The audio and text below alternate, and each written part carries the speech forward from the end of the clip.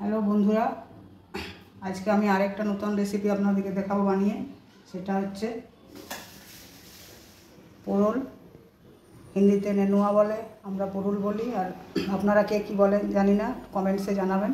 পোরল আলু দিয়ে সর্ষে দিয়ে ঝাল করব। কড়াইয়ে তেলটা আমি গরম করে নিয়েছি। এবারে একটা পেঁয়াজ কেটেছি, পেঁয়াজগুলো ভেজে নেব। খুব হালকাভাবে বানাবো, কেননা প্রচণ্ড গরম। তার জন্য আমি রান্নাটা করব বলে আপনাদের সাথে শেয়ার করলাম।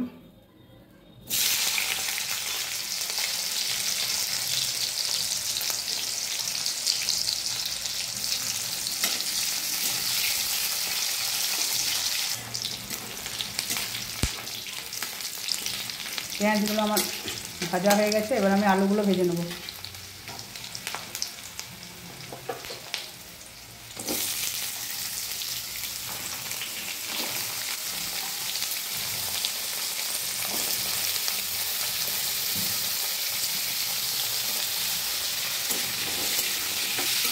আলু পেঁয়াজ একসঙ্গে তেলের মধ্যে ভেজে নেব। প্রচণ্ড গরম বন্ধুরা, রান্না করতে একটু ভালো লাগেনি, কিন্তু কী করবো, রান্না করতেও হবে, খেতেও হবে।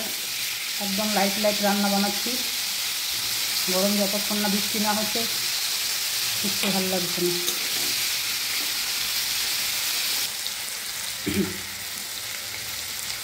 আলু পেঁয়াজ আমার হালকা করে ভেজে নিয়েছি। এবারে আমি পোরলগুলো দিয়ে দেবো।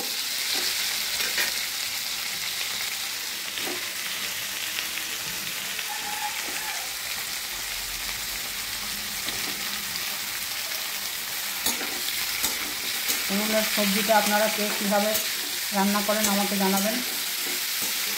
অনেক রকমভাবে রান্না করা যায়, আমি আর সর্ষে দিয়ে রান্নাটা করছি।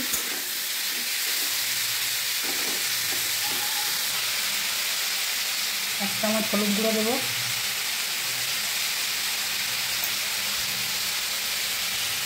স্বাদ মতো লবণ দেবো,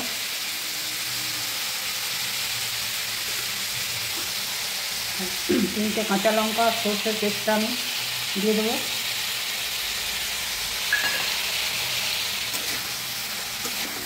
সব একসঙ্গে ভালো করে কষিয়ে নেব।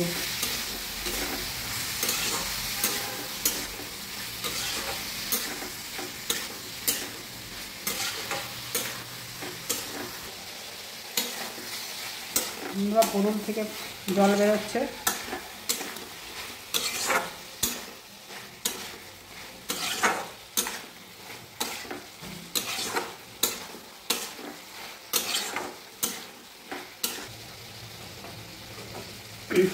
সর্ষে দিয়ে আমার ভালো করে কষানো হয়ে গেছে। এবার আমি জল দিয়ে দেবো।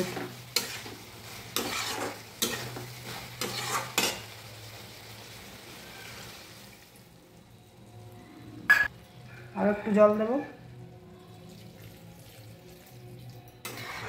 ঝালটা আপনারা যে যেমন খান সেরকম লঙ্কা বাটবেন। আমি 3টে লঙ্কা বেটেছি সবজির পরিমাণ মতো।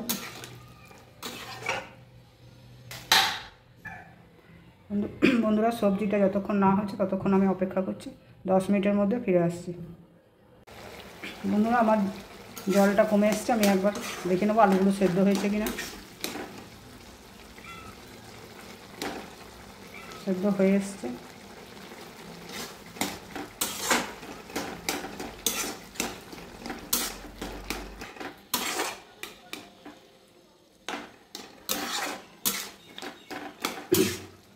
বন্ধুরা, আমার সবজিটা রেডি হয়ে গেছে। এবার আমি কড়াই থেকে নামিয়ে নেব।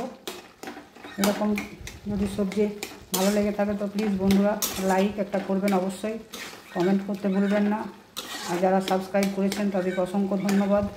আমার পাশে থাকুন এইভাবে, যাতে আমি এগিয়ে নিয়ে যেতে পারি। আর যারা আমার ভিডিও দেখছেন তারা প্লিজ সাবস্ক্রাইব করবেন।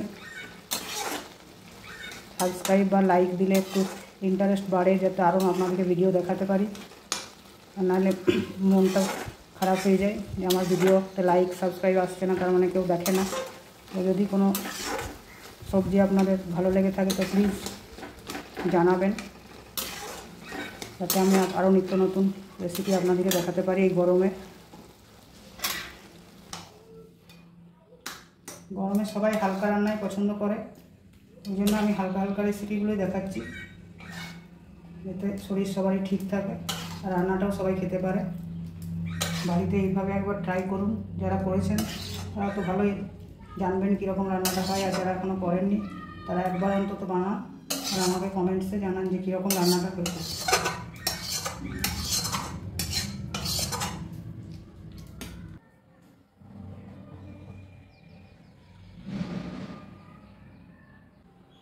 সবাই সুস্থ থাকবেন, গরমের দিনে ভালো থাকবেন।